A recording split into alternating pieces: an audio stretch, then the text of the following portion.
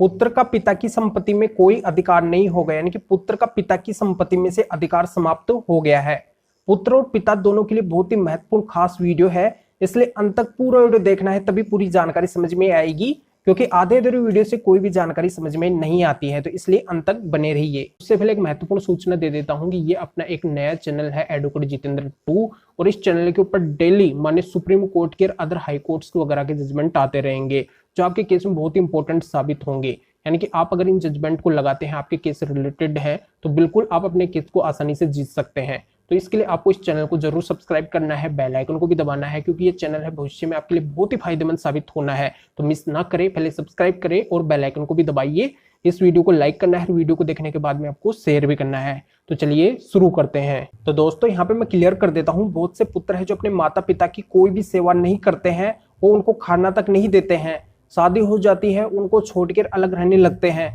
पर यहाँ पे जब बात आती है प्रॉपर्टी की, तो प्रॉपर्टी वो लेने के लिए आ जाते हैं कि माता पिता की जो प्रॉपर्टी है वो मांगते हैं कि हमें भी हिस्सा चाहिए, हमें भी हिस्सा चाहिए, और वो सेवा नाम पे कुछ भी नहीं करते हैं माता पिता के लिए। अब ऐसा ही एक मामला है, इसके अंदर क्या होता है कि एक पिता के पुत्र की शादी होती है, और शादी होने के बाद में वो पुत्र है जो अपनी वाइफ को लेके, यानी कि अपनी पत्नी को लेके और अपने माता पिता से अलग हो जाता है, अलग रहने लगता है। अब जो पिता है उनकी एक गंभीर बीमारी हो जाती है, पास में जो थोड़ी बहुत रुपए होते हैं वो उड़ जाते हैं उनके इलाज के अंदर। अब आर्थिक दृष्टि है जो पिता की कमजोर होने लगती है, यानी कि कमाने वाला कोई बचता नहीं, क्योंकि समय है जो बीमार रहते हैं, जो भी गंभीर बीमारी से। तो यहाँ पे जो पिता की जो पत्नी है और जो पुत्र की माता है, उनके द्वारा एक एप्लीकेशन फाइल किया जाता है कि हमें हमारे पुत्र से मेंटेनेंस यानी कि भरण पोषण मिलना चाहिए, और हमारे जो यहाँ पे हस्बैंड है यानी कि जो पति है,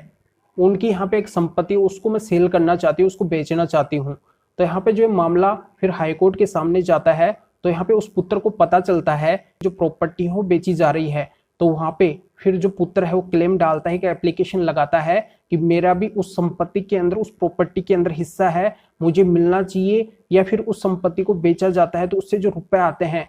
उनमें से मुझे भी मिलना चाहिए। अब यहाँ पे हाईकोर्ट के द्वारा मामले को गहराई से देखा जाता है, ये पाया जाता है कि ये जो संपत्ति है समय अर्जित की गई संपत्ति है, और यहाँ पे जो पुत्र है उसने कोई सेवा वगैरह की नहीं है, वो अलग रह रहा है, और यहाँ पे बीमार चल रहे हैं उनके पिता, तब भी वो संभालने के लिए नहीं आ रहा है, ऐसा कोई पैसा वगैरह उनके ऊपर खर्च कर नहीं रहा है। और अब बात आई संपत्ति की, तो संपत्ति में हिस्सा लेने के लिए ये आ गया है। और वैसे भी कानूनी रूप से ये जो संपत्ति है पिता ने खुद अपनी मेहनत कमाई से अर्जित की है, तो इसके अंदर पुत्र का कोई अधिकार नहीं होगा। तो यहाँ पे कोर्ट ने साफ साफ मना कर दिया कि पुत्र का पिता की संपत्ति में कोई अधिकार नहीं होगा। मेरे पास में बहुत से पिता के ऐसे भी सवाल आते रहते हैं कि आप हमें ये बताइए कि हमारा पुत्र हमारी कोई सेवा पानी वगैरह नहीं किया है, हमारे घर के अंदर अधिकार लेना चाहता है, हमारी संपत्ति में अधिकार लेना चाहता है, यहाँ तक कि हमारे घर के अंदर आके बैठ गया है, हमें उसको घर से बाहर निकालना है,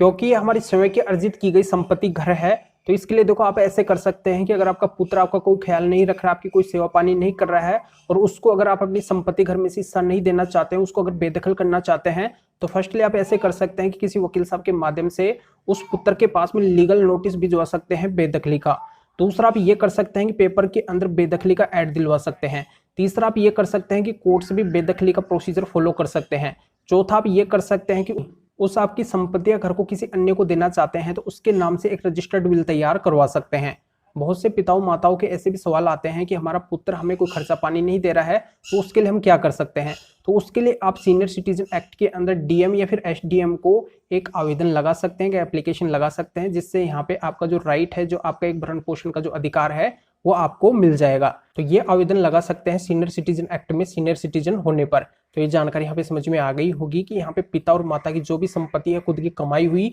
उसमें यहाँ पे स्वयं का ही अधिकार होता है। वो किसको भी देना चाहे किसी को भी दे सकते हैं, स्वयं पे डिपेंड करता है। यहाँ पे अगर वो अपने पुत्र को नहीं देना चाहते, किसी को भी नहीं देना चाहते, तो उनके ऊपर ही डिपेंड है। तो इस तरीके से पिता की स्वयं की संपत्ति के अंदर पुत्र का कोई अधिकार नहीं होता है, पुत्र का अधिकार है जो समाप्त हो गया है इस जजमेंट के जरिए से। इस जजमेंट का लिंक इस वीडियो को डिस्क्रिप्शन के अंदर दिया गया है, यहाँ पे आप क्लिक करके इसको अच्छी तरह से रीड कर सकते हैं, जान सकते हैं मामला क्या है। जानकारी समझ में आ गई होगी, वीडियो को जरूर लाइक करें और शेयर भी करें, जो और लोगों तक ये जानकारी पहुंच सके, वो भी फायदा उठा सके। तो फिर आगे मिलेंगे आपसे नए वीडियो नए टॉपिक के साथ में। आप सभी का बहुत बहुत धन्यवाद।